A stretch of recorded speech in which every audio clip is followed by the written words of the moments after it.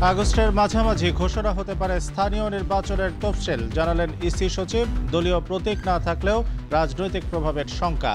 সহিংসতা এড়াতে কাজে লাগানো হবে জাতীয় নির্বাচনের অভিজ্ঞতা। অর্থনৈতিক উন্নয়নের সঙ্গে পিছিয়ে পড়াদের এগিয়ে নিতে চায় সরকার, ঠাকুরগাঁওয়ে বিএনপি মহাসচিব। স্বাধীনতা সার্বভৌমত্বের ব্যাপারে ছাড় নয়, নেত্রকোনায় জামাত আমির। রাজধানীতে শতাধিক ছিনতাইকারী চক্র সক্রিয়। গ্রেপ্তারের পর জামিন পেয়ে ফের জড়াচ্ছে অপরাধে।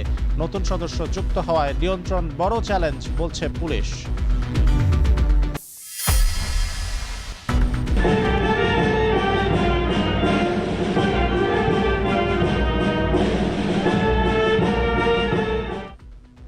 প্রথমবারের মতো জনসমক্ষে ইরানের সাবেক সর্বোচ্চ নেতা আয়াতুল্লাহ আলী খামেনির কফিন।